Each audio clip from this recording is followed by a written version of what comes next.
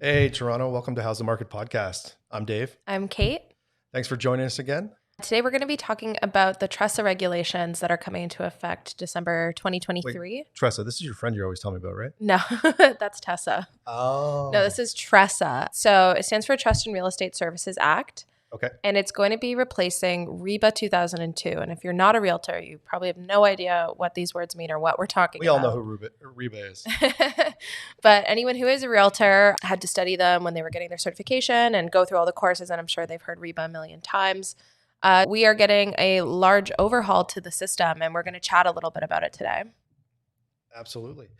Basically, it's brought in and it regulates the conduct by realtors. It sets out guidelines and operations on how we conduct our business. So what are some of the changes we're going to see? There's a few changes. The first one is going to be there's a new term called designated representation, which might sound a little confusing to some people, but It gets even more confusing. Multiple representation is when there's a buyer and seller Mhm. or a landlord and a tenant, and they're both represented by the same brokerage. I guess it could have the perception that there might be some collusion, but really there isn't because they don't know each other. Yeah. So I guess multiple representation is a broad term and it covers both the situations where, it's the same agent representing buyer and seller, which obviously there can be a little bit more caution in that scenario. There are some reasons why buyers and sellers would want that, and there are some reasons why they might not choose to work with the same realtor. It's really just making sure that everybody is aware that the same organization, the same brokerage firm is going to be handling both sides, Yeah. even though it's two different individuals. Why would someone do multiple representation with the same agent? Sometimes everyone loves realtor.ca. Yeah. If they're on there, they're looking at it, they say, hey, I want to check out this property, and they go directly to the listing agent. Yeah. So under the new TRESA Act, you can choose to be represented by the same brokerage, but a different agent within that brokerage. Yeah. And they're going to be solely responsible for your interest, and the other agent is going to be solely responsible for the other party's interests. Which I think is a great way to do it, because now you can provide advice to one side and really feel like you have accurate representation. Mm-hmm. On our team, we always, if this scenario comes where someone comes to one of our listings directly to us, we'll have another team member deal with it. Mm-hmm. Same thing I know with other agents within their brokerage. They have someone coming to deal with them directly. They'll say, hey, why don't you deal with so-and-so in my office? They can work directly with you and provide one-on-one support. Absolutely. Another change that we're seeing is that they are completely eliminating the term customer. So if you've ever signed a working with a realtor before, you've probably been walked through the differences between client and customer. Client is basically someone that we have a fiduciary responsibility to and we're representing. Yep. And a customer is someone who we are assisting with the sale, but we don't have the same legal responsibilities to them as we do with a client. It's hard because it's technical jargon for basically synonyms Yeah. to an everyday person, right? And they found that the general population was getting confused by the term client and customer because they sound so similar. I know some realtors that get confused by it. So the term is now being replaced with a self-represented party. So you are still working with a realtor. They're still going to advise you through the situation, but you are essentially representing yourself, and they don't have the same fiduciary or ethical responsibility to you as they would if you were a client. Yep. The number 3, which is probably the most interesting one that everyone's been talking about, is the open offers process. So this is going to be optional for sellers. They now have the option, if they want, to disclose information and hold an open bidding process, whereas this was absolutely not allowed before. You were not allowed to do this as a seller. Let's use an example. There's a home listed and we get 3 offers on it. Now, if the seller directs the listing agent to do it, they can disclose what sort of information now? So it's going to be information that's pertinent to the agreement. You're not going to be able to disclose any personal confidential information. Like, we're not disclosing names. We're not disclosing any information that's going to identify the potential buyers, but you're going to be able to disclose conditions, the closing date, the sale price, pretty much anything that's going to give you leverage or value within the offer. Yeah. And you're going to essentially auction. If you're taking out conditions, if you're moving up or moving past the closing date, going for a higher sale price, maybe a higher deposit, that information, if the seller chooses, is going to be open to, and it'll be like an open bidding system. So with the idea of this is that there's just more transparency Mm-hmm. to the public if the seller decides to allow it. I'm not really sure how this is going to change things very much. Mm-hmm. I think the public might get a little bit more of a peek behind the curtain that we see as a listing agent and the seller gets to see is that depending on how many multiple offers there are, if there's 5 multiple offers on a property, maybe some are coming in right at the list price or below the list price. Those may or may not have conditions on them. So you see a wide variety of different things. And generally, I find that there's 2 or 3 offers that are the strongest offers that are really in line to what's going on in the current market and where the value is. That, that was the way it was for a long time. Now it's interesting. The market, we see a ton of listings, more listings on the market, but a lot of those are relisted. So the I think chances, almost a third of them yeah, are relists at the moment. the chances of them getting in a multiple offer situation are less likely, but this will be good for when we're in a seller's market again, potentially for buyers. But Buyers have been calling for this for a while. I know a lot of people who don't own property have been outraged and been calling for this. I don't know if this is a middle point, maybe a little less than a middle point. I know buyers were calling for the entire system to be completely transparent and to be completely open. I think similar to how Australia does it. We haven't done too much research into that. We haven't looked into kind of how that would affect the market here in Canada. So Australia implemented it and didn't really change much. So Australia does auctions. You stand on the front lawn and they do an auction.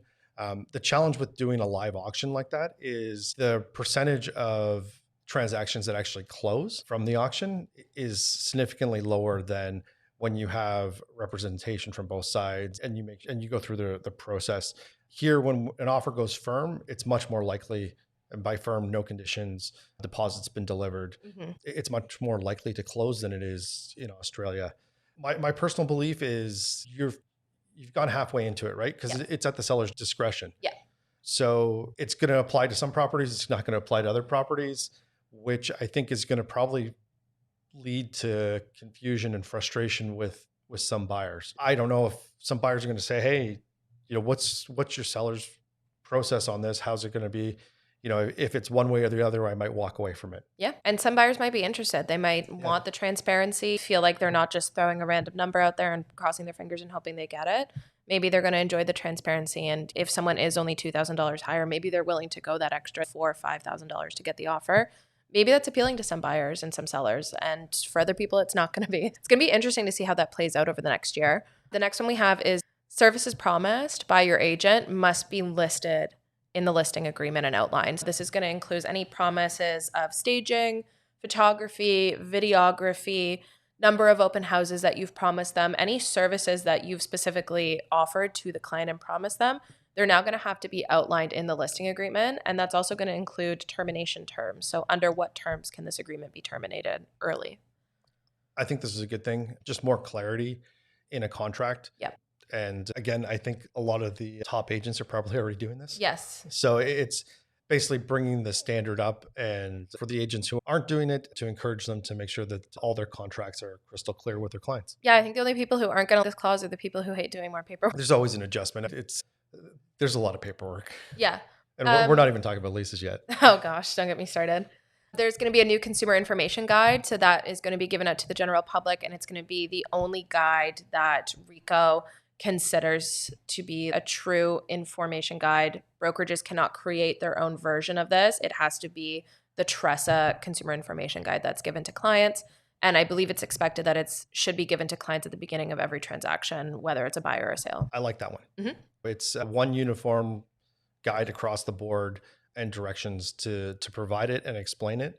The material itself is going to be the same. How it is explained by agents is probably going to differ a little bit. Yeah. But the resources are there for the consumer to educate themselves, and they have a trusted database, trusted source for the information. Yeah, I'm interested when we're going to be able to see this information guide, when we're going to get a copy of it to review. They're also, I know, moving the ethics that are behind REBA 2002, the Ethical Code of Conduct, is still going to be in place and is still under this legislation. What I've heard is they're actually moving it around a little. So the ethics guideline area for realtors is going to be a little bit more condensed, easier to understand, easier to memorize. I don't know if that'll be a part of this information guide, but I am curious to see that and just have that transparency for consumers. we're getting close to December 1st, so Mhm. it'd be nice to see some of this information. But I think overall, it's definitely going to be a great resource for consumers. Hopefully, it's a clear, concise information package Yep. that they can refer to and find information on at an easy basis, at ease. Sometimes it gets a little wordy when you get into the legalese, when governing organizations write some Jargon, things. Yeah, all the jargon. if you want to go to sleep easily. And then finally, which is going to be really interesting for other agents, if you have ever worked with another agent that you thought put a bad name for realtors in Ontario, or if you've been a buyer or seller who has worked with an agent that you thought gave realtors a bad name, it's going to change a little bit with the disciplinary committee. So let me make sure I get this correct. The RICO Disciplinary Committee will now have the ability to suspend, revoke, or apply conditions to an agent's registration and investigate a realtor's conduct and refer the matter to the discipline committee whether a formal complaint has been made or not. I guess currently it's a formal complaint has to be made for an investigation to occur. Yes, we're working under a complaint-based system, which is if we have buyers or sellers who have made complaints about other agents for really egregious things, we have always recommended that they read up on it. If they feel like they want to file a formal complaint, they know where to go on the RICO website. So now RICO is going to be actively looking at agents all across Ontario, looking at their conduct, exploring people who have had maybe more complaints or maybe people with no complaints. They're going to be doing their own investigation and deciding if they want to bring some disciplinary action towards a realtor, whether someone has made a complaint against them or not. I think it's good holding realtors to the accountability. Again, we've got so many that I don't think a lot of them know actually what the rules, the ethics are.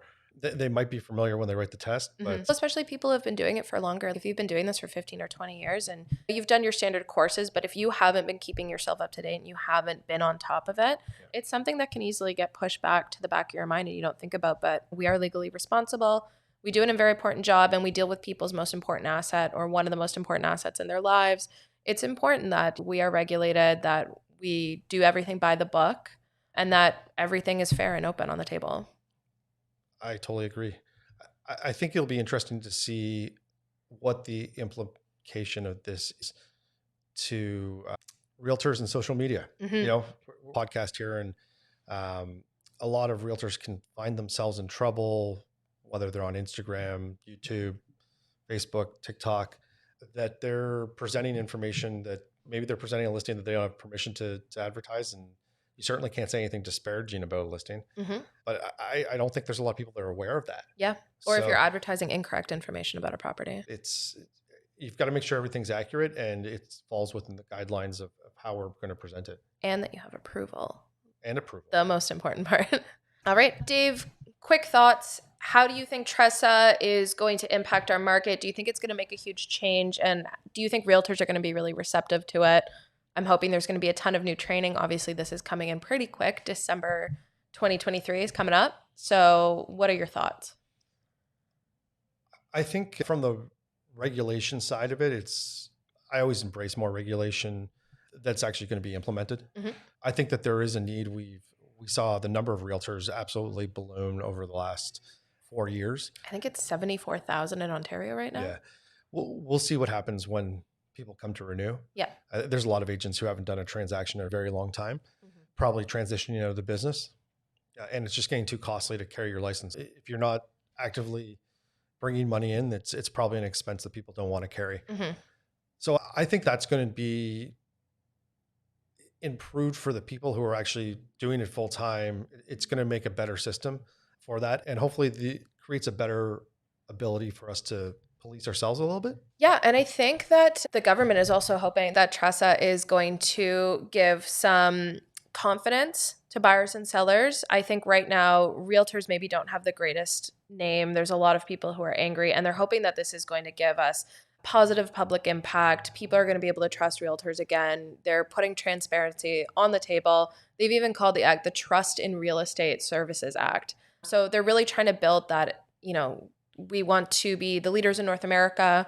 We are trying to be the most transparent board out there. We are trying to do everything by the book and build that trust up again in Ontario realtors. I totally agree. I think, these changes are driven by demand from the public. I guess there's a bigger demand for being able to self-represent yourself and more clear distinction between what a client and a customer was. Yeah, and this is the first real overhaul that we've seen in over 2 decades. So it's going to be really interesting to see again how it's received, how this changes the market, and how it changes people's perceptions. Wow, you just made me think how long 2002. I think it's important to update your regulations. It's certainly been long enough that it needs to be looked at, and it's also it comes from somewhere, right? Yep. The public has made enough requests that it has to be addressed, and here's what they're putting forward, and we'll see how it's implemented and see what the results are. I think when it comes to opening the information based on the seller's discretion, I think we're probably going to see different pockets Mhm.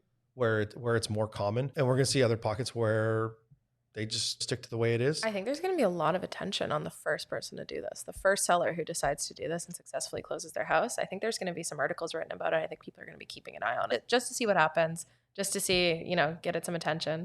I'm sure there will be articles. There always is. Yeah. But in the end, I don't know how much it's going to have an effect on value. Hmm. The things that drive real estate price and influence it aren't necessarily the process of how it's done. In the end, if you have one home and you've got 5 or 2 or 10 people that want it, that's going to create competition and probably drive the price up. Yeah. Who sees the most value in that property Yeah. and, who can afford to buy it for what they value it at. And the other factor that we're not really addressing is what the seller wants to sell it for. And we're seeing that a lot right now where the sellers have a price in mind, they want to achieve it. And if they don't achieve it, they're okay taking the home off the market, staying there, or possibly renting it out. Yep. And they'll try again later. They understand that it's a valued asset, and some people just have a value in their mind, and it's the only number that they're willing to let go. And if they can't get that, they're not going to let go of that home, and that's when Yeah. we're home off the market. Yeah. I think that the seller's interpretation of price is probably going to still drive the market more so than the process of Hey, how it's done. But it's been like this for 100 years. Sellers want to sell high, and buyers want to buy low, just and 100. there's competing forces. Based off the number of listings and how many sales we have, so months of inventory, where some when the condos downtown we're in a buyer's market, Mhm. but in other areas we're in a balanced market.